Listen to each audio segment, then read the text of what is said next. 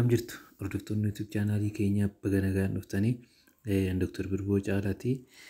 Har'a kanan isinitti himuu dhufe waan baay'ee barbaachisaa ta'e tokkodha. Innis maalidha? Wanta jaalalleewwan odoo gara gaa'elaatitti hin seeniin gochuu qaban ija ogummaatiin akkamitti ilaalamaa fi maal gochuu qabu kan jedhuun isinitti himuu dhufe. Gaa'elli akkuma namni kamuu beeku sadarkaa jireenyaa kan namni kamiyyuu keessa darbuu barbaaduu fi jireenya isaa keessatti yoo milkaa'e yeroo takka qofa kan godhatu jechuudha. Saniif jaalalleewwan karaa gaa'elaatti seenuudhaan dura yeroo baay'ee waan mataa isaanii ni godhu. Karaa mataa isaaniitiin maal gochuun qaba kan jedhan ni godhu. Sun waan baay'eetu jira. Haa ta'uti garuu ani kan isinitti himuu dhufe ija ogummaatiin akka ogeessa fayyaa tokkootti jaalalleewwan tokkoof yookaan koppilii tokkoof maaltu gorfamaa yookaan immoo maal gochuu qabu kan jedhuun isinitti himuu dhufe. Hanga dhuma sagantaa keenyatti nu wajjin turaa isiniin jechuun barbaada. Warra YouTube chaanaalii keenya haaraa taatan yoo jiraattan YouTube chaanaalii keenya subscribe gochuu hin dagatinaa.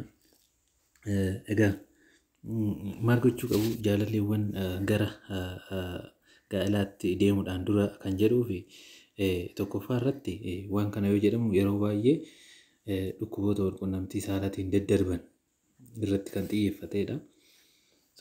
Kana dura wanti baramaan biyya keenyatti gaa'elli tokko yookaan immoo jaalalleewwan tokko gaa'ela ijaaruudhaaf gaafa jedhan gara health institutionii deemanii dhukkuba HIVtiif ilaalamuutu baramaadha. Garuu kan ta'uu qabu dhukkuba HIV qofa miti kan ilaalamuu qabanii. Dhukkuboonni karaa walqunnamtii saalaatiin daddarban baay'eetu jira. Haa ta'uti garuu achi keessaa kan qorannoodhaan baramanii waan ta'uudhamu talaallillee ta'u qorichallee ta'u kan kennamu jira waan ta'eef isa sanillee ilaalamuu qabu jechuudha. Summaanni tokkoffaa akkuma dura isinii kaase jaalalleewwan kamiyyuu HIVdhaaf ilaalamuu qabu. Ilaalamanii yoo negatiiva ta'e weel garuu yoo pozitiiva garee tokko keessaa yoo tokko pozitiiva ta'e namni sun yeruma san qoricha jalqabaa.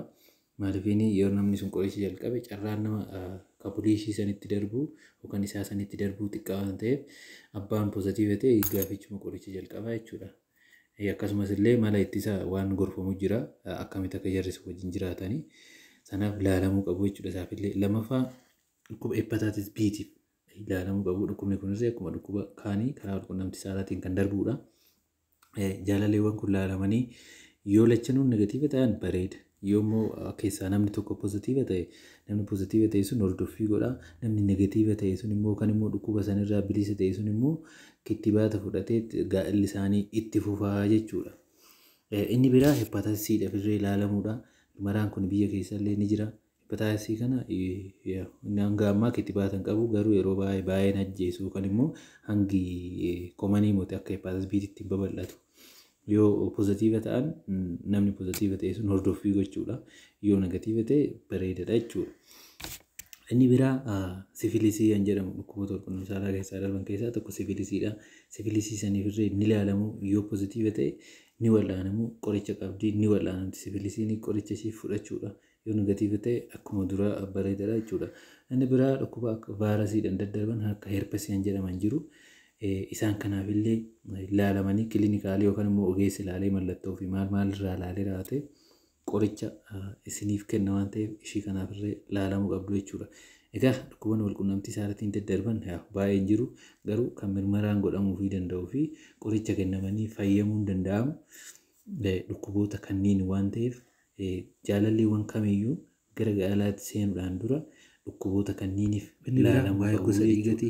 Gosti dhiigaa kiraateeraa keessa hin jiru. Namni wal fuudhuudha gosa dhiigaa inni qabaachuu qabu hin jiru garuu gosta dhiigaa O- yoo ta'uu baate sammuu filatamaadha. Yoo ta'es immoo daa'ima irratti waan godhamu wayii jira rakkina hin qabu. Kanaaf gosti dhiigaa kiraateeraa keessa hin galu. Inni kun baay'ee nama yaachisu. Namni tokko gosa dhiigaa kana waan hin qabaadheef haati manaa kiyya gosa dhiigaa kana qabaachuu qabdii kan jedhu hin jiru. Garuu immoo gosti dhiigaa O- yoo qabaatte haati sun abbaan manaa ishii yookaan immoo jaalallee keessaa tokko O+ RH pozitiivii yoo ta'e carraan daa'imti sun pozitiivii yoo taate carraan daa'imti sun erga dhalattee dhiiguu fi garaa keessatti illee waan tokko mudachuu ni jira. Inni sun immoo qoricha waan kennamuuf dursee waan kennamu waan jiruuf waa'ee nama yaaddessu. kanadha irra kana isinitti muufan dhufe yoo viidiyoo keenya jaallattan laayik godhaa nagaa fayyaa ta'a.